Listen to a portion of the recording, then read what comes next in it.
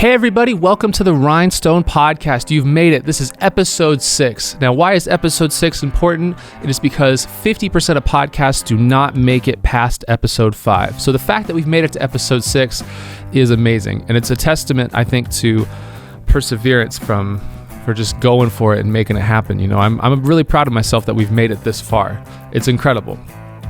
And, you know, I can't stress enough how important it is to just keep going a lot of times and just keep pushing through all the BS and the crap that people throw at you and getting out there and just trying your best and just not letting all the rejection fail. I mean, you know, it's crazy how we've had a lot of success for a young podcast, you know, over almost 300,000 impressions on clips and full episodes, 150 hours of watch time on YouTube, which is insane. We've already got 5-star reviews on Spotify. And, you know, even with all that success, a lot of people are still iffy because we're still new, you know, and I don't have like a brand name, you know, I'm not Joe Rogan or Tim Ferriss or, you know, those kind of people. But that being said, we've been just getting really cool guests coming in, a lot of really amazing people who I think are going to just really enlighten you. If you're a young musical creative, there's just so much you can learn from these people, not only in their fields, but a lot of their mind frames, the way they take care of themselves, the ins and outs of the music industry. We're going to get into all that. And I'm on top of that, I'd also like talking to people who've done a lot of really cool things and learning how they got to where they are. You know, I mean, like we talked with Greg Howe in the last episode about how he got like the Michael Jackson gig. And it's like, that's crazy. People love hearing that stuff because they want to see themselves as having a possibility of doing that. Like, what do I need to do to have a chance of making it into Michael Jackson's band or, you know, Justin Timberlake's band? So it's really cool. And I think that's one of the things I just really love about this podcast is I'm just learning so much. And what's even cooler is as more as I'm learning and doing these episodes and editing them and whatnot, the more information I'm retaining and the more I'm changing my approach to being a musician. And it just gets cooler and cooler with every episode. So that being said, today's guest is someone who I was very excited to talk with. This guest was recommended to me by a future guest that we're going to have on, Graham Barton, who's going to be our next episode. Adam Meckler from the Adam Meckler Orchestra is on today. And Adam is an incredible example of what it takes to be a modern musician and make it today. So Adam runs the Adam Meckler Orchestra, an incredibly successful big band orchestra. They had an album that was named one of the best albums by iTunes. They've had all sorts of success up there. I know they're mostly based in Minneapolis, I believe, but their records are incredible. You guys should go check them out. We'll play a clip here of one of their songs in the intro. And on top of that, Adam is also a tenured professor at Michigan Tech. He is a member of the Prince's Hornheads, which is like a horn section. They do a bunch of different stuff in the area, in the Minneapolis area. He's also played with Corey Wong from Wolfpack fame. The guy's just done all sorts of great stuff. On top of that, he runs an amazing app called Gig Boss, which is an organizational tool for musicians to find out like who's paying you, who's playing the gig with you. It's a very good app. I played with it a little bit the other day, and even though I'm not really playing live a whole bunch, I definitely an app I would recommend to people. And we're going to put a link to the Gig Boss app here on our show notes. And then he also, what else does Adam do? Adam does one more thing I'm forgetting about here. So he's a teacher. He's Adam Meckler Orchestra, Gig Boss. Oh, his podcast. He also has a podcast, which we talk about a lot in the episode. And it's called How Musicians Make It. It is fantastic. Adam does a lot of really good stuff there.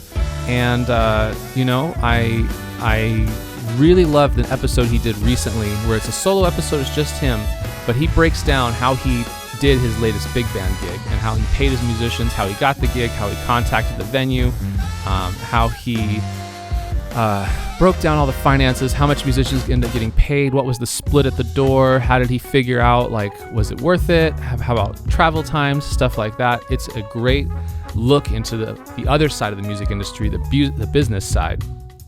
I highly recommend that episode. We will put that episode as well in the show notes. I'm going to start recommending that to people when they ask me how to book gigs because it was just so thorough and so effective at explaining that whole concept. So anyway, without further ado, this is Adam Meckler on the Rhinestone Podcast. Check it out. Let me know what you guys think. Welcome back to the Rhinestone Podcast, your guide through the twists and turns of the music industry. I'm your host, Banner Driscoll. Today, we're putting the spotlight on Adam Meckler, an Upper Peninsula, Michigan-based musician, composer, and educator.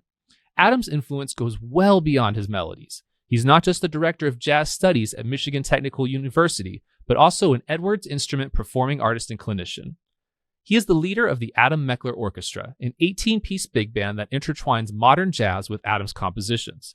Their debut, When the Clouds Look Like This, soared to iTunes' best jazz releases in 2014. Adam's reach extends through his Gig Boss app, a game-changing tool for musicians. It simplifies his gig management, payments, and collaborations, revolutionizing the music industry for freelancers. From touring with Prince's Hornheads and Youngblood Brass Band to crafting soulful tunes with Nooky Jones, Adam's collaborations shine. He is also the host of the incredible How Musicians Make It podcast, which I highly recommend. Adam goes deep and lays it all out for up-and-coming musicians. Adam Meckler, welcome to the Rhinestone Podcast. How are you doing, my friend? I'm doing good, Banner. Thanks for having me, man. This is great. Good, man. We're glad to have you on. And so, Adam, I wanted to start a little bit on a selfish side here because you have been doing podcasting for a lot longer than I have. This is only episode 6 for us on the Rhinestone Podcast, and I believe, as far as I counted, you have almost 70 episodes. I think you maybe even more than that. Yeah, getting close. Yeah, we're like 61, 62, something like that. And it's been awesome. I mean, just the level of information that you guys have been dropping has been just phenomenal. Well, thanks. I'm glad you feel that way. And so I want to ask you a few things about podcasting in regards to musicians. And so my first question is, what made you want to start a podcast? Well, the motivation is twofold. One is I want to talk to cool people and learn more stuff, particularly about music business, about ASCAP and BMI, about sync licensing, and just, I mean, like for me, like I've spent a lot of time touring and being in the studio and playing shows, and just gigging hard. I was a full-time trumpet player for 10 years before coming here to Michigan Tech, but you know, the business side of things in terms of like maximizing the music that you've recorded, getting your original music synced in commercials, TV, film, whatever. That's the stuff that I really don't know a lot about. And over the course of 60 or so episodes on How Musicians Make It, I've learned a ton talking to people like our mutual friend, Graham Barton, who came on the show and talked about sync licensing. But also, like, you know, I talk to people that are touring with big artists, and they talk about what tour life is like, how to manage health and wellness during tours. So there's like that aspect is like me wanting to learn. Then the other aspect is like, hey, we've got this app called Gig Boss, like you said, you know, and we're trying to get the word out. And so part of it is just like I want to give as much information away as for free as possible. I've had a long-ish career in music now, and I love telling people what I know. I love sharing information. I love lifting other musicians up. I love seeing other musicians succeed. And so that was a big motivating factor too. It's just like I want to get the word out about the app. I just want to give away stuff for free. I came to Michigan Tech where there are no music majors. You know, my students aren't going to go and be full-time professional musicians by and large. Some students do end up catching that bug and go to a different school and get a music degree or something. But for the most part, like my students are engineering majors. You know, they're doing music because I love it. And that's really fun, but I've got all this information inside of me that would be super useful to somebody who wants to go make a career. And so that was a big motivating factor. And I've just always loved doing radio interviews. I've loved doing podcast interviews. I love talking, hearing myself talk, you know, so there's all that too. Yeah, I understand that. It's fun to hear yourself talk until you get to the editing room. Then you realize how dumb you sound. Yeah, right, exactly. So what are some of those big lessons that you've learned? Because, you know, this is episode 6 for the Rhinestone Podcast, and I cannot tell you how much it has changed my game as far as music is concerned, because we've had people on about who are experts in like playlisting. We've had people, we had the producer of The Strokes on, Gordon Raphael. We had a guitar legend, Greg Howe, on, and it is the lessons I've been able to learn through the podcast have been immense and huge. What are some of the big lessons that you've learned in your 61, 62 episodes of your podcast? Yeah, it's a really good question. There's so much. I mean, there's so much there. But some of the big ones are like, you can submit your set list of original music to ASCAP or BMI and get paid performance royalties after you play a show when you're on a mid-sized venue. Like, that's something that I went and got 2 degrees in music. Nobody told me that if I'm playing my original music in mid to large size venues, I should be submitting my set list to ASCAP because my songs are registered. I registered all my stuff with ASCAP as a writer and as a publisher, but I never submitted my set list when I played. And I've sold out theaters with my orchestra where we're playing all my original music. We sold something like 315 tickets to hear like weird modern big band jazz, which was by itself an awesome accomplishment. But like being able to submit my set list for that show and get paid a second time, even if it's just a bit, it's like over the years I've probably left thousands of dollars on the table not doing that because I primarily play my original music, whether it's in small group settings or large group settings. I write tons of music, and with Nooky Jones, it's like I'm a writer on a lot of that stuff as well, at the very least as a horn writer. So yeah, like submitting your set lists and getting paid a second time with ASCAP, getting those performance royalties, that's a game changer. Learning about the Mechanical Licensing Collective, the MLC, which is a free organization that will collect your mechanical royalties for no money. That was a really interesting thing for me to learn about. I've heard musicians talk about how to stay healthy on the road, how to stay motivated. It's like hearing from people like St. Paul Peterson, who tours with Kenny Loggins and was with Prince and was in the movie Purple Rain. I'm wearing my Purple Rain t-shirt. Paul was in the in the movie Purple Rain. But he like tours with Kenny Loggins, tours with Peter Frampton, has been on the road with Donny Osmond, has done like all kinds of super high profile touring gigs, and he got sober, he goes running every day. So like, taking care of his body, taking care of his mental health, that's a huge part of what he's dealt with. I just talked with the drummer from Hippocampus, Whistler Isaiah, and he talked a lot about performance anxiety and how he deals with performance anxiety and how his band communicates on the road, how they've been able to stay together for 10 years. I've been in some bands that are climbing, and it feels like, oh man, we're going to be playing late night shows in no time. Like Nooky Jones is a great example of that. It's like we were selling out all of our shows at the end of the life of the band, and we just weren't able to stay together. It was like hearing Whistler talk about how Hippocampus meets with a therapist while they're on the road just to air stuff out. It's like it made me go like, oh, people, you really got to work, like you're a family when you're on the road, and you got to work.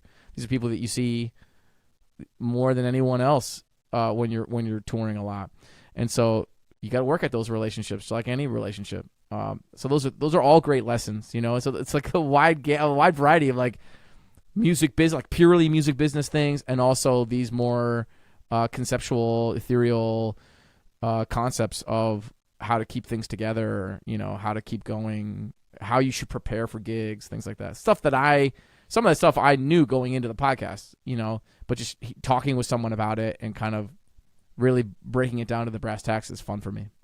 Yeah, I 100% agree. I think when you're able to air it out a little bit, and you also get to see details, sometimes it's not, the general idea. So like, obviously you should stay healthy on the road, but like, how do you stay healthy on the road? Those kind of things, and seeing how somebody else does it can be really helpful. Because as musicians, we're very artistic, left-brained, I don't know, not that thing, but like we're very creative people, and we're very abstract. Music is a very abstract concept. And so for us to actually see it is a much more stimulating sense than to hear it or to maybe read it. Just to have that person tell you is a much more important experience. And you can see like the effects it has on, you can hear the passion in their voice. I find that to be really helpful. Yeah, makes it memorable too. Absolutely. So one of the questions I have for you is, a lot of people, and I felt this way before I started my own podcast, you hear from a lot of people that there's too many podcasts out there, that there are, the market is saturated, it's too crazy. And I was wanting to know, someone who is in a position with a lot of younger musicians, would you tell them to start a podcast? Do you think it'd be something that every musician should do? And did your opinion change from when you started your podcast towards now? Yeah, that's an interesting question. For sure, once I started my podcast, I started to hear a lot of chirping. Like, does everyone have a podcast? Everyone has a podcast. What's going on? And that's understandable. There's a lot out there. You know, I love podcasts. I listen to a lot of podcasts myself. So when I'm working out in the mornings, you know, I like listening to the CD Baby podcast, the DIY musician podcast. I think is really good. And I listen to like How I Built This because I'm an entrepreneur and I really love listening to the stories of entrepreneurs. You know, there's another podcast by Guy Raz that is about that where he what is it called? The Great Creators, where he like interviews creative people. You know, so I'll listen to that kind of stuff. Hidden Brain, stuff that like really kind of helps me level up in my actions, my daily work, my routines. And so like, you know, starting a podcast for me felt very natural. It was like I like doing this kind of thing. I like talking to people.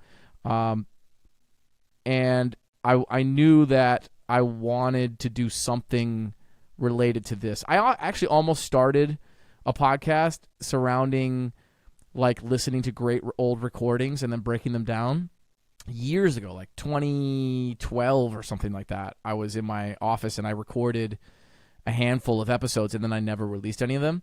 So it's always kind of been on my mind that I'd like to do it. And I would say like for young musicians, you know, like if you want to start a podcast, 100% you should start a podcast. It's just like telling somebody that the market is too saturated and so you shouldn't make music. It's like, yeah, the market's too saturated. You try to put your stuff up on Spotify and it's going to get lost.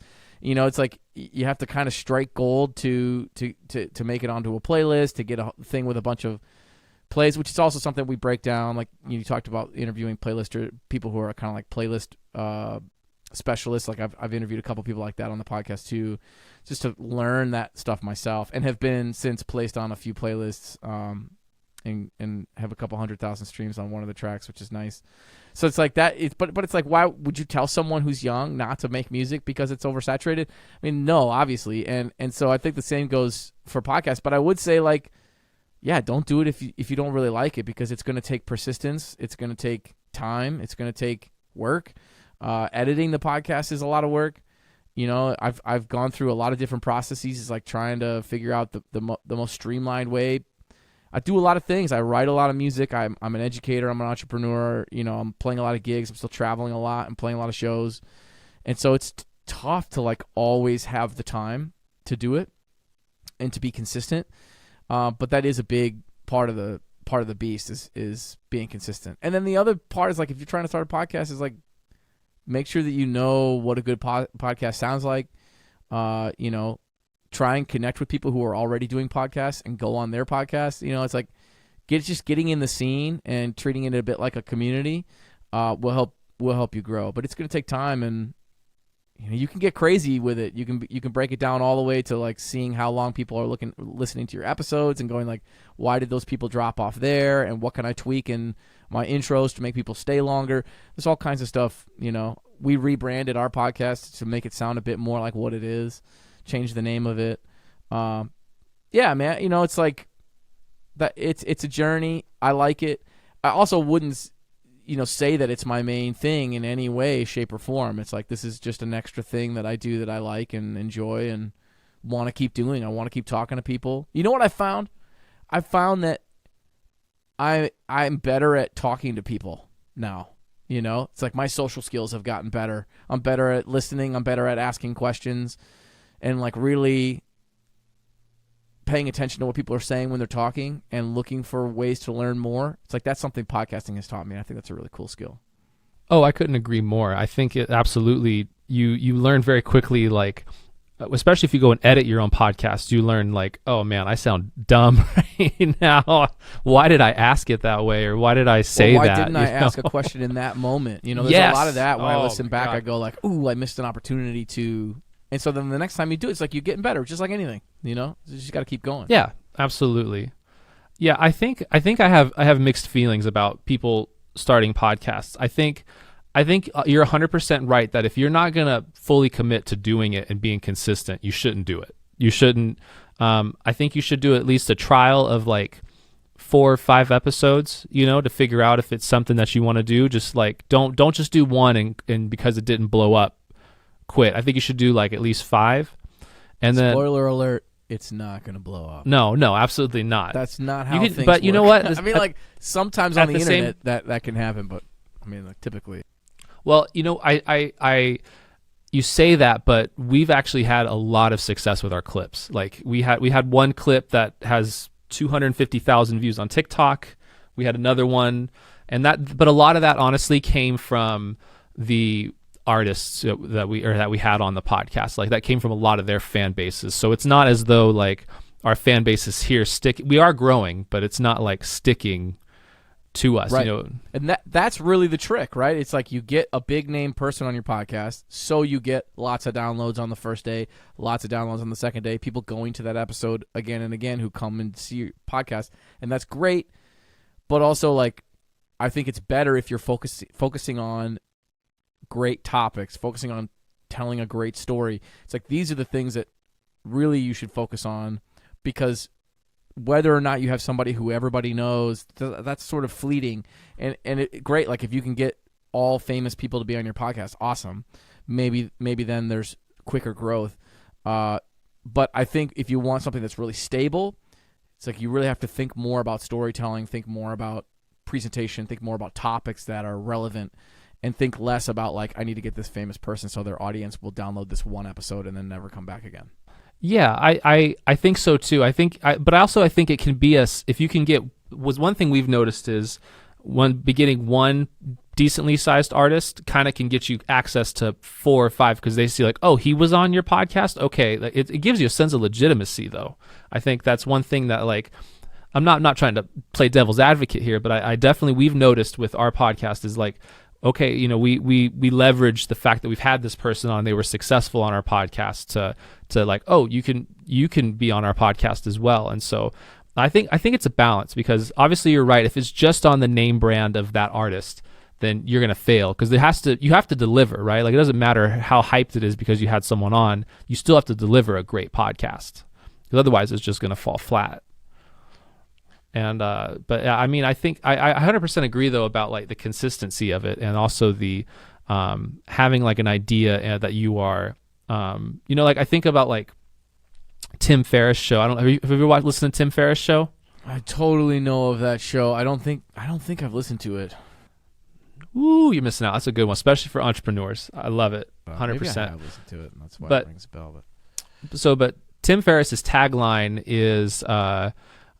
We pick the brains of the world's best athletes, entrepreneurs, venture capitalists, musicians, filmmakers, and we pick them for their best tips and tricks that you can implement in your life. You know, that's the consistent theme of every episode. So you're getting all these little tips, but that's like the central, it goes all sorts of different places, but that's kind of like the central hook, I think. And it works really well. Hey y'all, it is September, and you know what I love about September is the beginning of the fall season, the end of summer. It is the start of new beginnings. You know, summer here in Atlanta is so hot, it is so humid and so crazy that as soon as it starts to cool off, I feel like everyone just kind of gets a little lighter, a little bit happier, a few more smiles on their faces, especially beating that southern humidity, man. It's just, it'll take you out so quick. And also, I think this is a good chance for musicians to have a bit of a rebirth in their system, you know, and they can get going and start making songs and start getting out there. And I feel like it's a good time for writing and putting music out, especially before winter, which I feel like is kind of the opposite of summer, where it's so cold and abysmal and the sun doesn't come out. I feel like spring and autumn are just really good. Spring and autumn are just real good times for creation and playing shows, and before it gets too cold and the snow starts coming in and whatnot. And so I think this is a good time for some people to start making some music. I mean, I really do. I think this is just the period where, you know, if you really wanted to get started, I think now's the time. So what I'm going to do is this. If you email me the word rhythm section at rhinestonemusic@gmail.com, and that's rhinestone, RHYNESTONE, music@gmail.com. If you email me the word rhythm section, the title, I'm going to give you a great deal. Normally when you get bass and drums on a song, it's about $200. I'm going to knock 25% off that right now. So bass and drums for $150. You can have that on your music today, only for the month of September.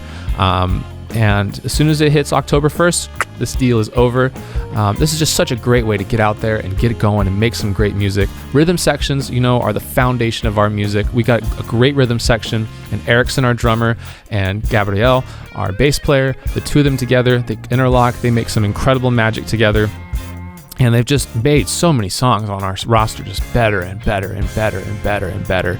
And, if you wanted to do like a full song with us too, you can't do better than getting a good rhythm section. I know a lot of you guys are guitar players and keyboard players that write songs that want to work with us. Having a solid rhythm section that just knows what to do is the way to make your song great. You look at all the great rock and roll bands and even just studio bands and stuff of all time. Everything from the Beach Boys to, even bass and drums and hip hop, man. It's the foundation of all music to have like really good bass and drums.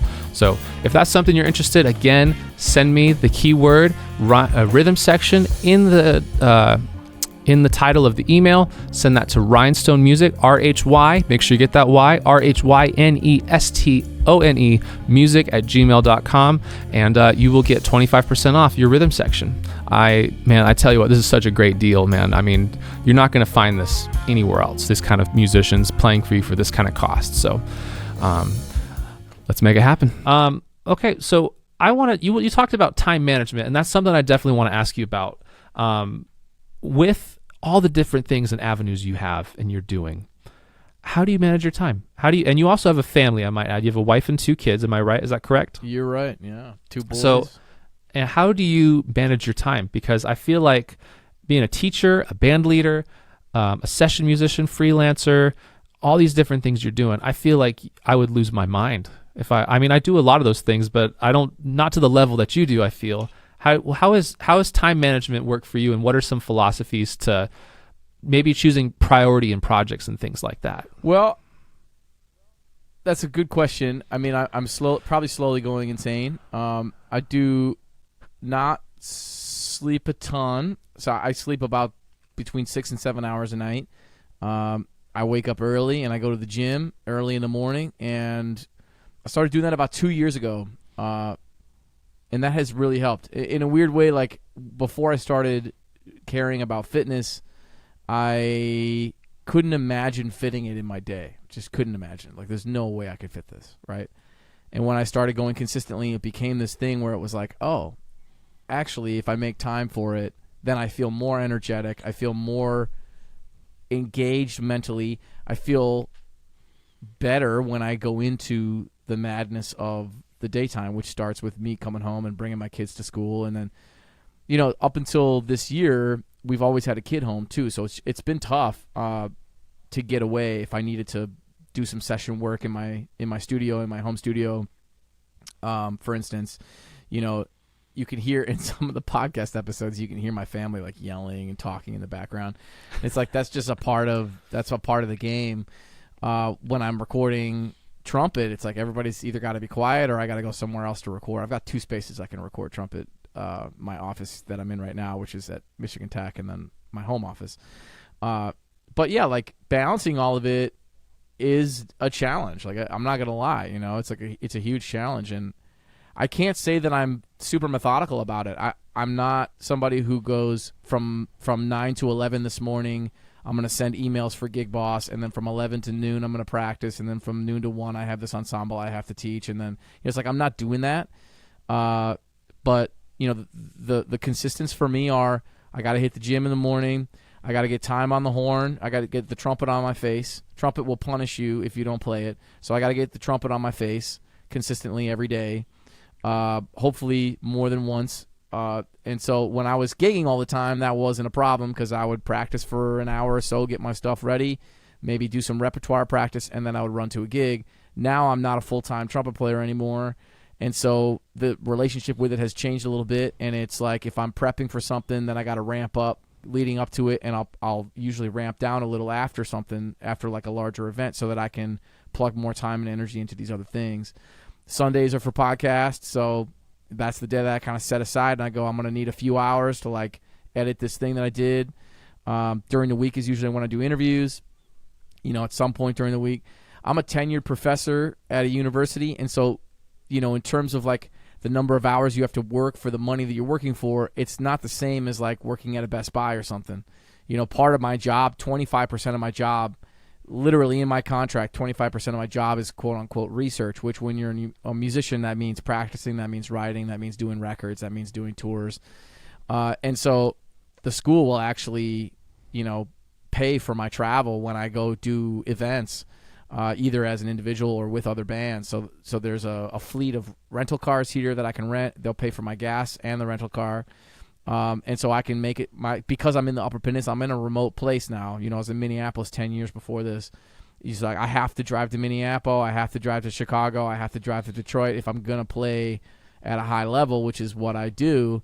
It's like I have to get out of town to do that. And so the school will pay for that. And so it's just like, that structure, having that as like a sort of like stability factor is really helpful when I go and do events. I do a lot of, freelance events in the second half, in the early parts of the year between January and May. I do a lot of gigs where I like go into schools and I work with students and they'll play all my compositions. They will have been like working on my compositions. And so I'll show up and they've all been listening to my music and they've all been practicing my tunes, and then we'll do a big concert together after a couple days. They're really fun gigs. I did one in like Indiana State University last year. And so that gets worked into the puzzle somehow too. And depending on the time of year, things ebb and flow, I play less gigs, fewer gigs between September and December, or September and early January. I'm doing a lot more stuff at the university during that time. I'm doing remote work. I'm still doing podcasts. I'm working on Gig Boss all the time. I'm fundraising for Gig Boss all the time. I'm sending emails out to friends being like, hey, I have this app, try it, because my network is huge of musicians I play with.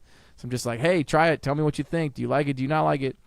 But yeah, like in terms of structure, I'm a pretty unstructured person. You talked a lot. You talked about creativity, left brain. It's like, as a musician, the business side of things, I've always been good at, but I've forced myself to do that because no one wanted to book the gigs when I was in college, so I booked all the gigs. No one wanted to figure out how to do contracts, so I figured out how to do contracts. No one, it's like I did that stuff because nobody else would do it, and so I learned a lot.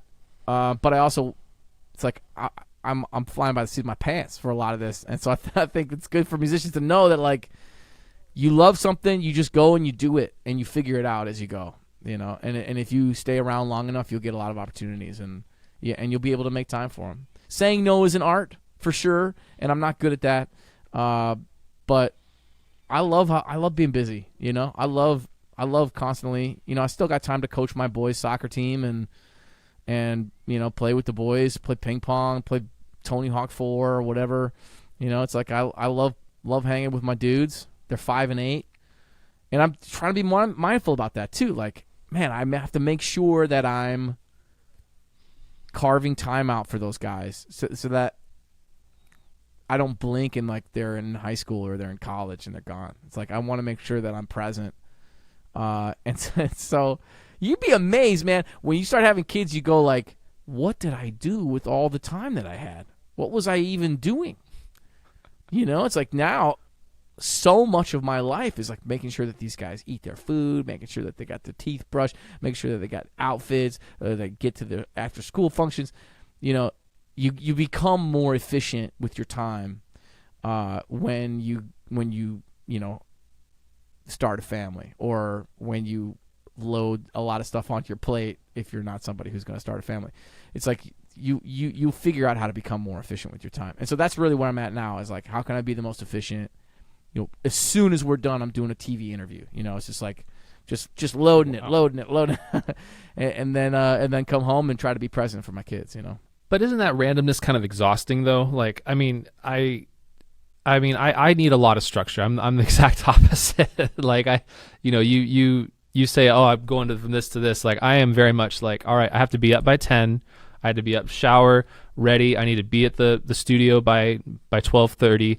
I need to write my questions out, talk to you. I can't imagine just flying by the seat of my pants. Obviously, I know you have to work when you have to work, but like, I guess maybe a different way to think about or ask this is like, how do you think about priorities then? Because like, how, like you in my eyes, you can't do it all 100% of you all the time. do you let stuff slip? Do you let stuff fall by the wayside? Are you a kind of person where like once something's an emergency, that's when I jump in? How do you think about priority then? If we're not talking about scheduling and time management, how do you think about priority? Yeah. It's a good question. I mean, there's certain, when Mike Nelson from the Hornheads calls me and goes, I need you to record this trumpet stuff remotely, it's like I immediately drop everything and I do that. There's certain things that they come from a high-level place, you prioritize them immediately, and that's how I function. I don't watch TV at night. It's like there's certain things like I sacrifice so that I have enough time to do these things. Prioritizing, for me, it's like it seems obvious. The only time I feel like I'm cutting corners is when I'm not practicing my trumpet consistently. That drives me nuts mentally too. It's like I'm a multi-instrumentalist. So I write songs, I play guitar as well and sing. And I play bass, and I play drums, I play piano, and I compose a lot of music. And so keeping up with all of those things, it's futile. It's like I'm not going to be able to shed all those instruments every day. So for me, it's like if I'm not practicing trumpet, I start to get a little mentally crazy.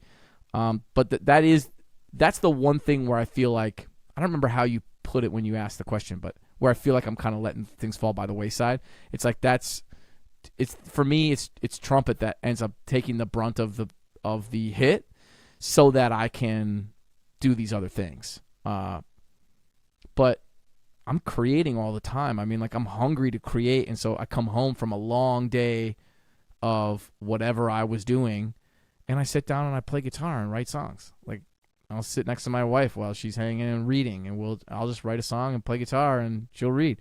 And it's like, I go there first before turning on the TV and going like, I want to see this thing on Netflix. The first thing I do is reach for an instrument. And so personally, I found that the more I'm plugging into my musicianship in whatever form, playing drums, playing piano, singing, playing guitar, playing trumpet, the more I want to keep going. The more even in the same day when I'm exhausted, it's like I still reach for an instrument. And that's me. I think that's just something that's in me that I don't know can be taught. It's like I've just always wanted to be a musician. I've always wanted to play music. I've always wanted to tour. That's always what I wanted since I was a little kid. I started on guitar when I was 8 years old. It's like I was playing piano before that, plunking out songs by ear, just trying to figure things out, humming, singing all the time. It's like it's always been a part of me. And so it feels very natural for me, even when I'm exhausted from playing music all day, to come home and keep playing music. It's not a chore. It doesn't feel like I keep a detailed Google Calendar. So, I do keep a detailed calendar. But, in terms of methodically organizing all of it, I'm not like that personality-wise. I force myself to be in some situations, but yeah. When you start your day, are you like, there has to be some, I'm not trying to like knock you or anything, but it blows my mind because I'm just not like this at all.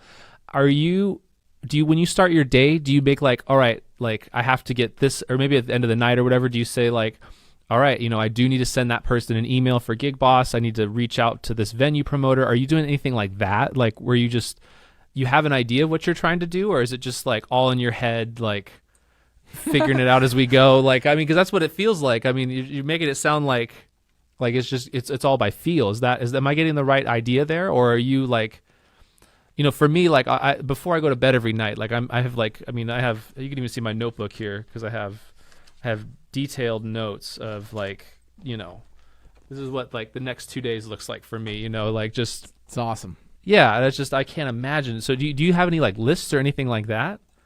Sometimes I make to-do lists on my phone. What I try to do is I try to do the thing that I think of as soon as I think of it. So that is something that I'm like, if I don't do it when I think of it, I may not do it. Okay. So if I'm like, oh, shoot, I need stems from Brandon Commodore. Like Brandon Commodore is a drummer for Stokely, Mint Condition, Sounds of Blackness. he sampled a couple of my big band songs. I'm working on this new album called Sampled, where I had a bunch of producers sample my big band music, and then I'm collaborating with like rappers and singers and other horn players on these new beats that were created by sampling my big band music. And Brandon was one of the ones who did it, And so yesterday, as an example, Brandon and I played a gig together a couple weeks ago, and we talked about it, and he was like, oh, I still got to shoot you those stems. And I was like, yeah, I'll send you a reminder. And then I didn't send him a reminder, and then, a couple weeks go by, and I went, oh, I got to send Brandon that reminder. So real quick, I go to and he goes, I'm on the road until 9/3. And so then I go to my phone, and I go, remind me to send Brandon a message on the 4th of September to send me stems. So then my phone will notify me, But yeah, I mean, it is very much by feel a lot of my life. I mean, like, that's true, and that's how I've always been. Like, my mom hated that about me in high school. I had a friend who would call me and go like, we're supposed to be at band camp right now, and I'd be like, oh no, and then I jump in the car and come to band camp. I went, as a full-time player, I was never late to gigs. I never missed any gigs. I never double booked myself. I was very methodical, very meticulous about making sure that my gig calendar, my detailed calendar. This is part of the reason why we created Gig Boss. Was because it was so hard to manage freelancing in a dozen bands at a time, and then also leading 5 or 6 of my own bands. I mean, it was insane. So I was like, I got to have a tool to help me organize this stuff that I can just go, bam, add to calendar. It adds it all to my calendar with all the details. I can, click on people's names and contact them. I can click on addresses and get an Uber or a Lyft or get, directions through the map. It'll track how much money I've made. That's something I'm horrible at, where I'm like, did this guy pay me? Have I paid these guys yet? I don't remember. How much did I pay them? When I'm doing taxes, I'm like, how much did I pay them for that gig that was 9 months ago? I don't remember. Did I put it in my Google Calendar? Nope, I didn't. It's like, that's why we created Gig Boss. It was like, I want it to just be there so that I can just look at my books page and go, oh, here's how much money I've made. Here's how much money I've paid out in this time period, with this group, with that group. It's like, it all could be itemized. It's super slick. But like, there are probably people like me who are spreadsheet averse, who they're not organized in that kind of way and need a tool. And that was really the impetus for Gig Boss, was my flying by the seat of my pants too much, probably. But like, I do the podcast this way too. Like, I do prepare questions. Oh God. And like, but it'll be like, I have an interview with so and so tomorrow. What I'll do is, like, the gym. For me, the gym is my place where I'm like, I'm interviewing Whistler in 2 weeks. Okay, so every morning in the gym, I'm going to listen to Hippocampus. I'm going to listen to Whistler's solo music, and I'm just going to get it in my ears. And so, like, as I'm listening, questions are popping up in my head. And like, I enjoy talking to people, and I enjoy bouncing ideas off people. And so it's a very natural thing for me to talk to someone. And so I'll have a structure of questions, but sometimes I won't even look at them when we're talking, because it's just like, it's much more conversational than like interviewee. You know what I mean? Mm-hmm. And so the podcast almost had to be that way, because I'm not in this like meticulous, detail-oriented kind of person. I am that way when I'm writing music, when I'm producing music, when I'm in the thing and I'm like really trying to make it sound the way I want it to sound. I'm very meticulous. But yeah, I don't know. Yeah, who knows, man? I don't know how I've made it this far.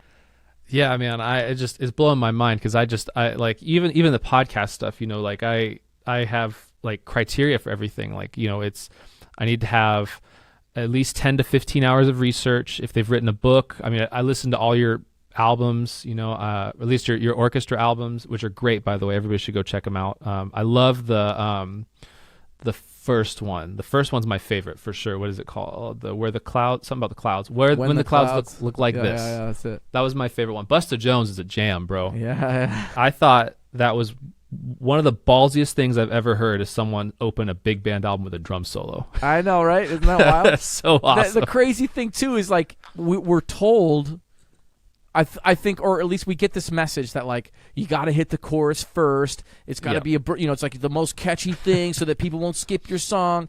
And it's like the one song that has the most streams for me with my orchestra anyway on Spotify is Busted Jones, which is this like 1.5 minute drum solo to open the track. It's like 11 minutes long. Yeah, the song's 11 minutes long. I've always kind of said this to students that like you can never underestimate your audience. You can never underestimate, especially when you're playing instrumental music, you're playing creative music. People are a lot more open than I think we give them credit for, and I think sincerity goes a really long way when you're playing instrumental music, when you're playing creative music, when you're playing improvised music, which is a lot of what I do.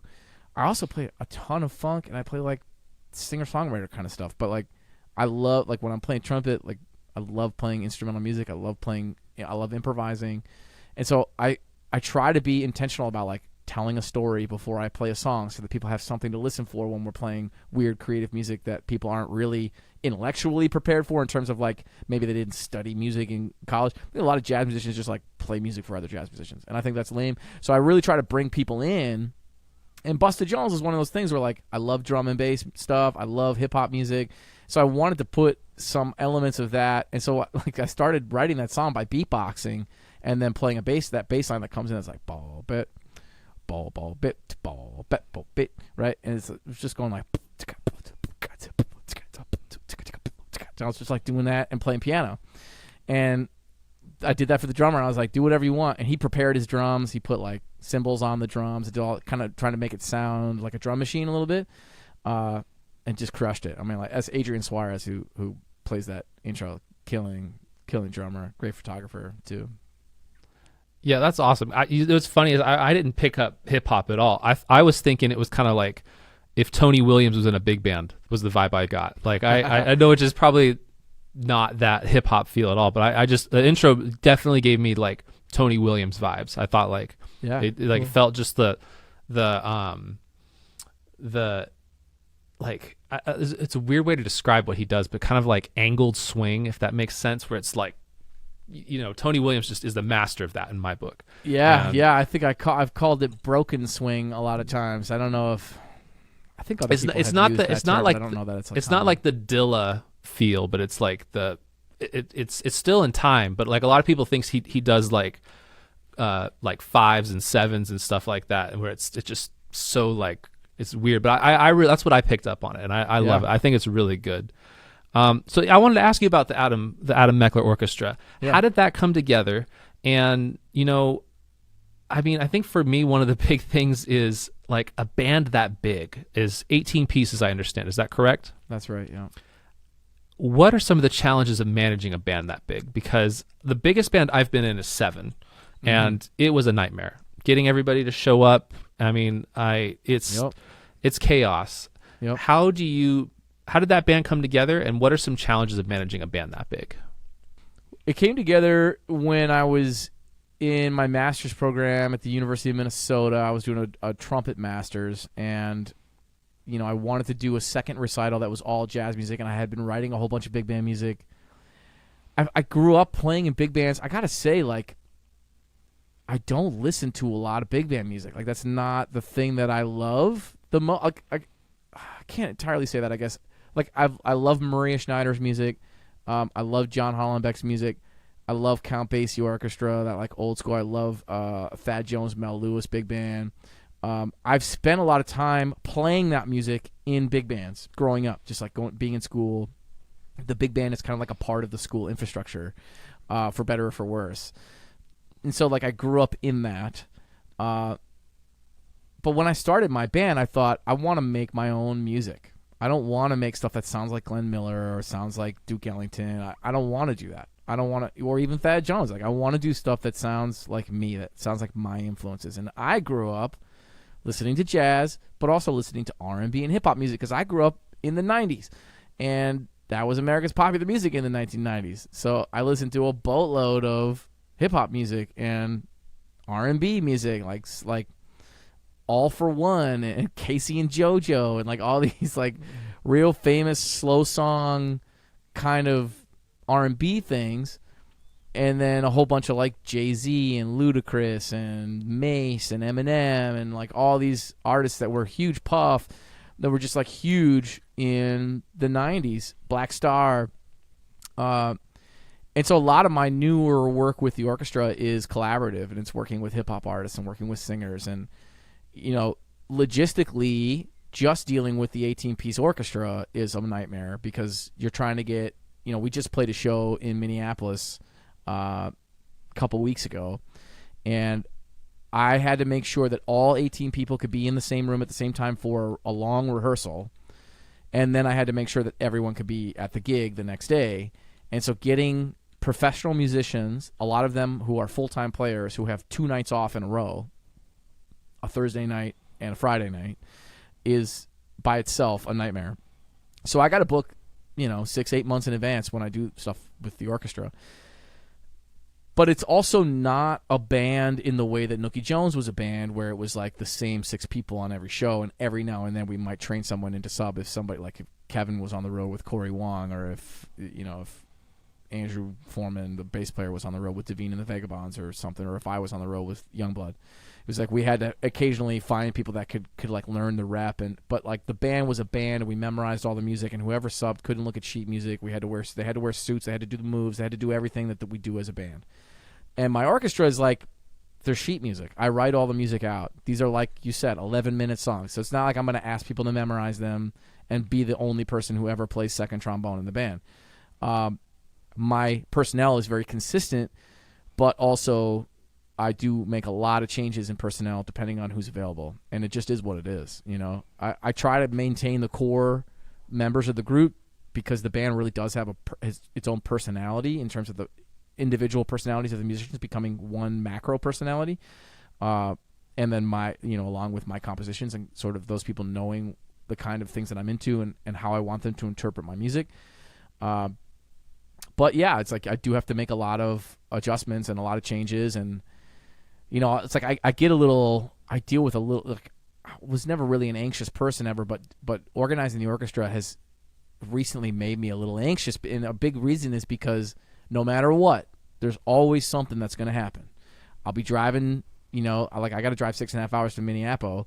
I'll be driving to Minneapolis, and, there'll be somebody that's like, hey, I got an infection in my tooth and I can't play anymore. And the gig, the rehearsal's tomorrow and the gig's the next day. Now I got to go to my phone and I got to find somebody who can play trumpet well enough, who's not already working 2 nights in a row. It's just like, that's brutal. That's like the day before the thing. So that's a huge challenge. But, had I not started that band, I would not have become known as like a young person who does big band music, which is a big reason why I mentioned those guest artist gigs where I go to schools and I work with them for like 3 days, and they'll be practicing my music. They'll buy my sheet music off my website and they'll play it. It's like I make consistent money because I started this thing. When I was writing all the music for When the Clouds Look Like This, my wife was like, are you ever going to make money on this stuff? Is there ever going to be any kind of return on all this work, And like that's the album that iTunes listed as one of the best of 2014 in jazz, and that's the album that got me my first gigs when doing guest artist gigs, which can pay thousands of dollars for 3 days of work.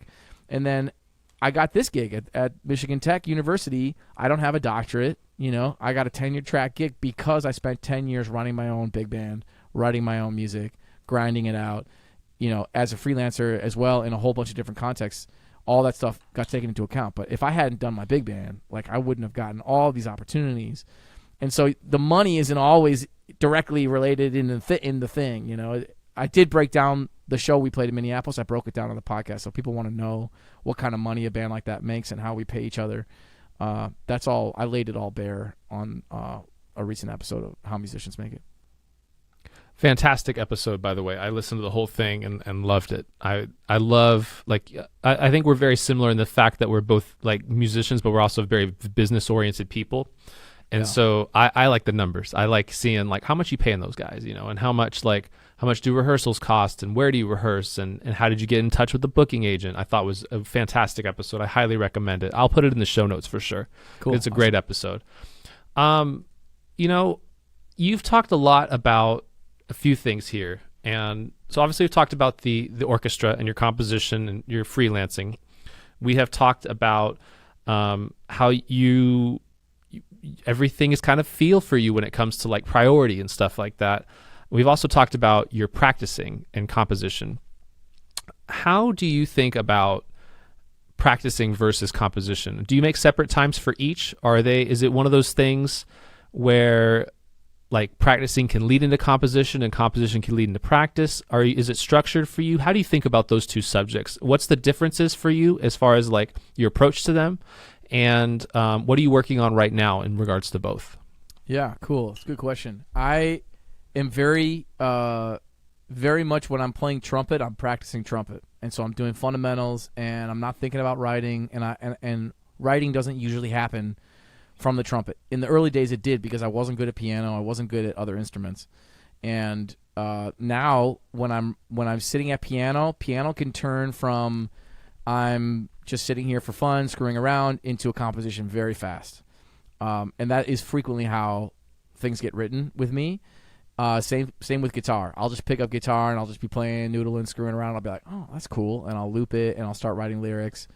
Or like the other day, I saw a former student of mine posted something that she wrote, and it looked a little like a poem, and it wasn't, but it looked a little like a poem, and I thought, man, these are lyrics. And then I picked up my guitar and started playing it and singing the lyrics that she wrote.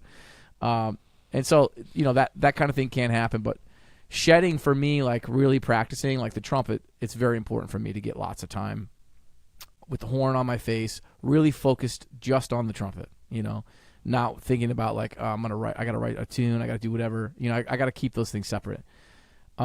Once I'm out of the noodling on piano, found this cool chord progression, found this cool melody, once I'm out of that stage, I usually put things into a program, either Pro Tools or Finale music notation software, depending on what kind of writing I'm doing. If it's going to be for the big band, it goes right into Finale, and I start looping things in Finale, and I'll play over them. In a way, same way somebody might do the thing in Logic. It's like where you loop something, and then you like mess around with it, see if you can figure out a cool top line melody. That's basically what I'm doing, and then I'll arrange the song from there using Finale music notation software, which does have playback that sounds like the instruments, and so I can like kind of treat it like a DAW in a way. And when I'm working in DAWs all the time, and I go back to working in Finale, I start like clicking on the measures like I can hit play after click, and then I'm like, oh wait, I can't do that, I have to do it a different way. But getting more proficient at using the DAW has really helped me write in different and interesting ways, and I really dig that about like modern technology, and having access with just having the ability to like, instead of noodling on my acoustic piano, I could just get my MIDI keyboard and I can noodle into the DAW as well, or I can find some drum grooves I like and loop them and see if I can figure things out that way.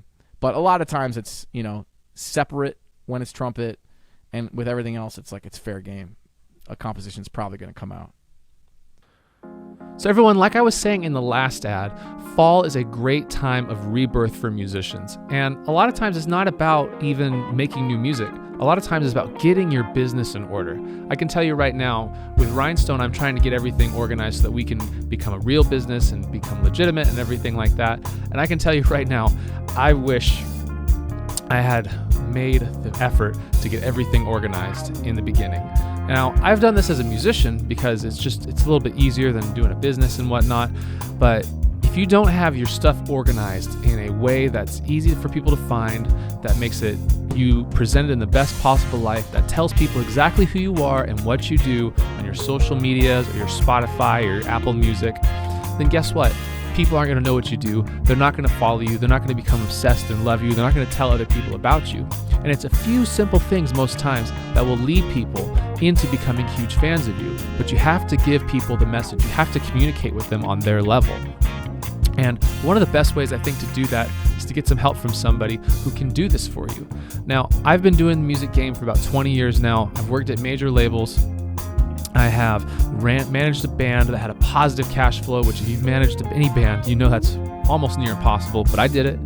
I have booked festivals, I've done all sorts of stuff, and I've just been around the music game long enough to know what works and what doesn't work. And so what I'm telling you guys is you can learn so much by just going out and getting some good advice from somebody who knows the music game, who's in the music game right now, like we are with Rhinestone. We're so deep in the music game with everything we're doing and learning, and the podcast and this and that. Or you can try to figure it out and learn it all yourself. Now, I understand there's a lot of people trying to hustle money out of you, and so that's why I want to prove to you how serious Rhinestone is. So this is about as low commitment as it can get, right? If you send the word consulting to rhinestonemusic@gmail.com, that's the word consulting to rhinestonemusic, RHYNESTONE music@gmail.com, we will give you 1 hour of consulting absolutely free. I mean, it's unbelievable how much we've helped people go. We've helped one artist go from 500 followers into 100,000 followers on both his Instagram and his TikTok. We've helped another artist get some label attention and get courted by some A&R meetings based on a few things we changed. We've helped artists figure out how to take their next step with their groups, how to form bands. A lot of people have been asking questions lately about how do I find musicians? How do I form a band? I recently helped somebody find a music director for their group. They were a singer-songwriter, acoustic singer-songwriter, and we talked about how do we build a full band to get those bigger, more lucrative gigs, playing theaters and stuff like that. Well, you need a music director. Well, how do you find that music director? Well, that's what we spent our time in the consulting meeting on, was just figuring out, like, all right, how do we find a music director? So we do all sorts of different things in so many different faculties. And one of the things about the consulting is you want to have somebody who's encompassed in all sorts of areas of the music industry and can point you in the right direction into good resources that are there to help you. A lot of people, mainly they stay in the promotion side of things, or maybe they stay in the touring side of things, or maybe they stay in the publishing side of things. Well, at Rhinestone, I've been around so many different areas that I have a pretty good understanding. I'm not going to say I'm a master at any of these, but a pretty good understanding of how these operations work. And that's why I want to help you guys, because it's so easy to make some critical mistakes in your music journey. And it's also really easy to not make those musical mistakes and to make great inroads into success that will just make you rise above so many other people. It's just so easy to get bogged down. So if you would like a free hour of consulting with me personally at Rhinestone Productions, please hit up our email, rhinestonemusic, RHYNEMUSIC @gmail.com, with the keyword consulting, and I will send you my Calendly link, and we'll get a nice session going. So I can't wait. Looking forward to hearing from you guys soon. All right. I just want to see, how are you doing on time? I know you said you had a TV interview. I just want to make sure we're respectful of that. Yeah, I do got to bounce in a few minutes. Time really flies. It does. Yeah, I got enough time for, another couple minutes. Okay. I'm going to ask you one more question and then a quick rapid fire section. Sound good? Yeah, sounds good. Okay. So this one's a bit out of left field, and I'm very curious about this because you said you went to music school for 2 degrees. I went to music school for a couple years, and I've talked to several musicians who've gone to music school. And one of the great things is you learn a lot, you get really good at your instrument, but the major con, I feel like, of music school is that you don't learn anything about the music business. As someone who is in a high-level educational position, mm-hmm. What are you teaching? What wisdom are you imparting on these new students about the music game and the new music world that exists today? Because obviously it's changed since the 90s, the 70s, 50s, whatever. But how are you teaching this next generation about the new music business? What I try to emphasize is that music isn't all craft. Music is part craft, and it's part being a fun hang, having a good personality, being fun to be around, working hard, being reliable, showing up on time, answering your phone, answering your email, and then I'll get a little deeper into the weeds of like music business with my students differently than I was ever taught. So we talk about the ASCAP BMI stuff. Easy. That's an easy one to talk about. We talk about sync licensing right away. I'm like, hey, be thinking about how you could prepare your songs for sync, be reaching out to people and starting to build some relationships. Those are all things that I'm thinking about when I'm talking with my students that are music students. Like I said, I don't work with majors, so that's a big part of the reason why I started the podcast, because I want to work with people that want to go into music professionally, because I have I've learned so much, and I know I had to learn a lot of it the hard way. Like you said, like the big con of music degrees is like they don't teach you anything but craft. They don't teach you how to actually get a bag. And it's like, man, how can I keep going if I don't get a bag? Like, come on. And a lot of schools are rectifying that. I'm teaching a class called Popular Songwriting this semester, which is like teaching people who have zero music experience how to use either Ableton or GarageBand to make a song step by step. It's a really cool course. You know, and they learn about lyricism, they learn about the history of pop music, they learn about how popular music interfaces with society. And so, like, in terms of that, like, that stuff I didn't learn in school either. You know, it's like that's really a lot more common in universities now. But, like, when I was in school, nobody taught me how to use a DAW. Nobody taught me what, you know, I took one sound class that I didn't pay attention to because everybody thought it was a blow-off class. And it was like, what it should have been presented as is this is the future of how you'll make music, you know. And until I got to McNally Smith as an instructor and saw all my students using a DAW, I went, oh no, I'm behind. I got to learn this stuff now. And so I downloaded Reaper, and I was like, why can't I hear my playback? Why can't I, you know, texting all my friends, did that thing for 6 months. So yeah, you know, it's like I'm really trying to be intentional about getting my students the information that I didn't get when I was in school. And also emphasizing, like, you got to be great at your instrument too, of course. There's always been a lot to learn. It does feel a bit more like there's more now to know and learn as a professional musician than ever in history. You can't just be good at your instrument and then I mean, it's not entirely true. Like, if you become one of the greatest at your instrument, you can just go on the road with bands and live on the road and never be on social media and never learn how to use a DAW. But most likely that's not going to be the case. It's like you're going to have to function in a lot of scenarios, and you're going to have to be great at your instrument for sure, but you're going to have to know a lot of other stuff too.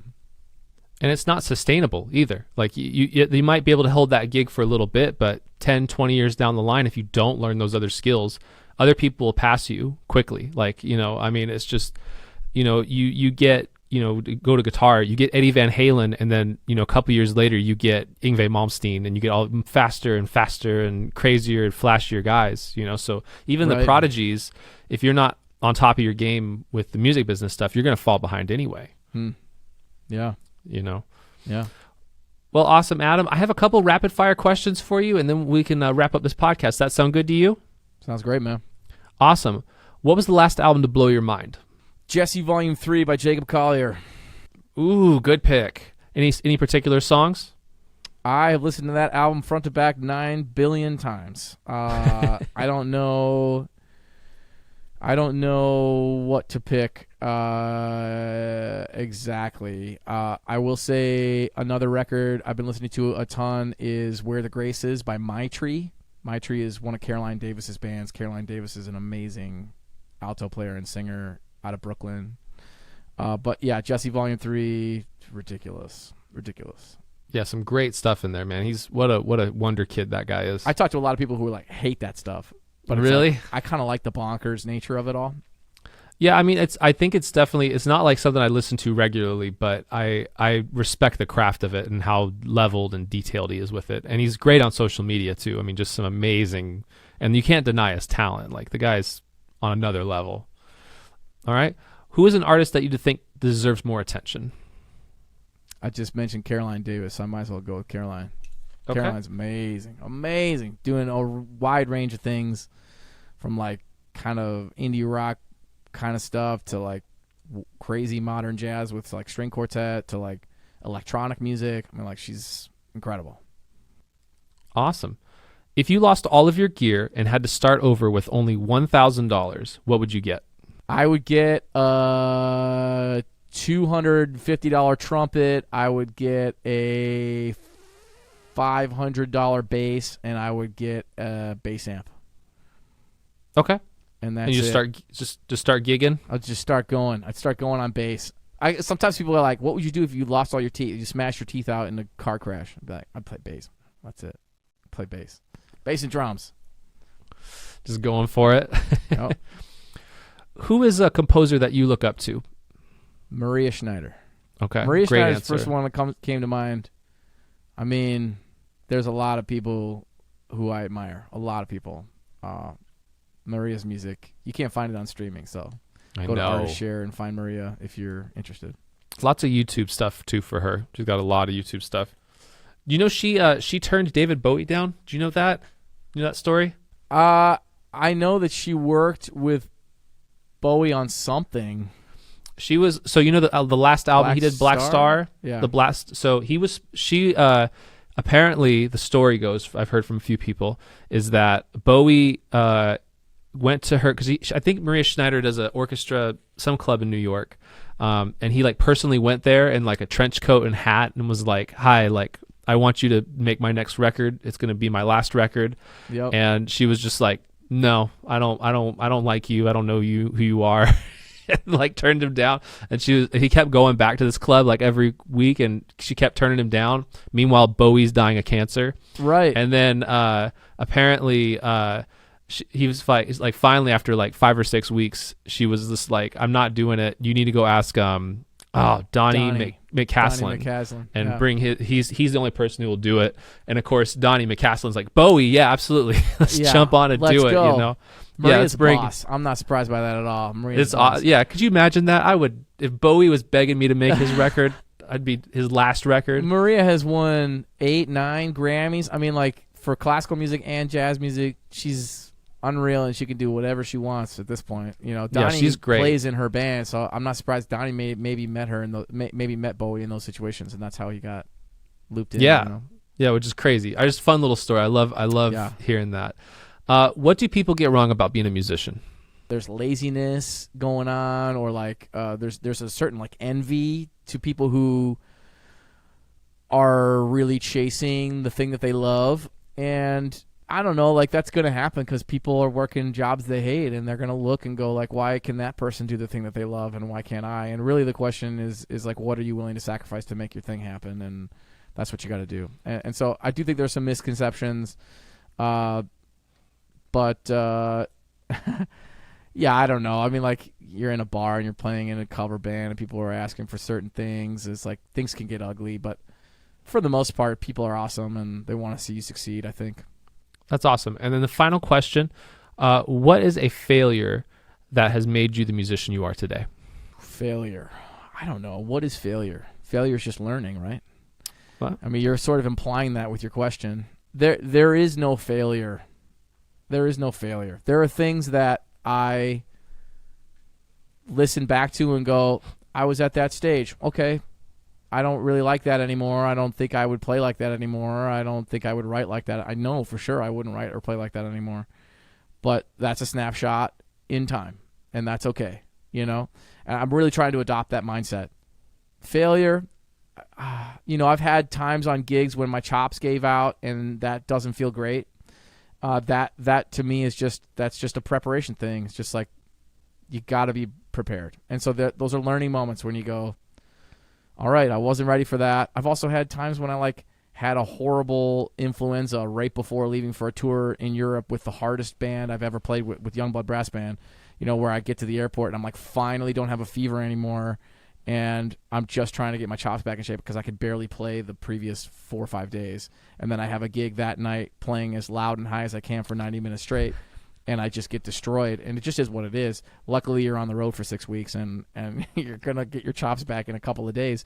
But you know, there, like I said, it's only learning. You have to have thick skin. You know, it's like, there are hard lessons you might learn if you're somebody who has trouble like showing up for things. You might get a reputation you don't want to get. You know, keep going. The big thing is you have to keep going. You have to take these little failures and go, I'm going to learn from these and I'm going to keep going. I'm going to learn from these and I'm going to keep going. And then give young people opportunities when you get into a position where you can do that. Well, I don't think there's a better way to end than with that, man. Thank you so much, Adam, for coming on the Rhinestone podcast. I appreciate it. Everybody, please go check out Adam Meckler Orchestra. Their records are phenomenal. I highly love. I always forget the name of this.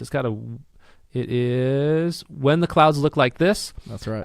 Adam also has a bunch of great music on his profile. He's got some kind of more lo-fi, neo-soul type stuff on his profile I really love. You have a quartet record just came out too, I believe, right?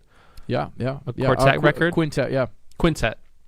And then also check out his app Gig Boss and his podcasts, which I have here. I got to memorize these things. How Musicians Make It podcast, which is phenomenal. Like we talked about in the episode, the episode you have breaking down your latest big band show, I think is phenomenal, and I think is a great introspective look into the nuts and bolts of how to get gigs and how gigs work. And so I highly recommend everybody go check that out. And Adam, thank you so much for being a guest on the podcast. Thanks, Banner. Thanks for having me, man. Hey, everybody. That is our show. Thank you so much to Adam Meckler for his time. We've learned so much in this short little time we were able to talk together. I really consider Adam a peer in the music game as someone who's not only really focused in the music industry, but is also focused on being a professional musician and a professional composer. I sympathize with that so much. I relate to him so much in those regards. And I just wanted to shout out a few people. I wanted to say thank you to Maddie Music Madness for letting us use Target Rockstar as our intro and outro music. I'd like to also thank Chuck McNulty, otherwise known as Slim Pickens 420, for letting us use Drunk Drivin' Tow Truck Driver as our ad music this week. I'm very excited. This song is going to come out in October, and it's probably my favorite song we've done with Rhinestone yet. Funky song, funky grooves, great horns. It's awesome. We used the Adam Meckler Orchestra song Busta Jones, which is the first track off their 2014 album. I can't remember the name of it offhand, but if you look up Adam Meckler Orchestra 2014 Busta Jones, you're going to find it. That was the music used in our intro as well. Y'all, I mean, it's been amazing. One other person I want to shout out is our brand new video editor, Irving. Irving this is our first episode where Irving is going to be editing our episodes, and I can't tell you how much I'm excited. Irving's been doing some great work for us. We're looking forward to continue working with him in the future. And y'all, I mean, Rhinestone Podcast, man, we're going to the top. So I hope you guys make some great music until our next episode, and keep on shining like the star you are.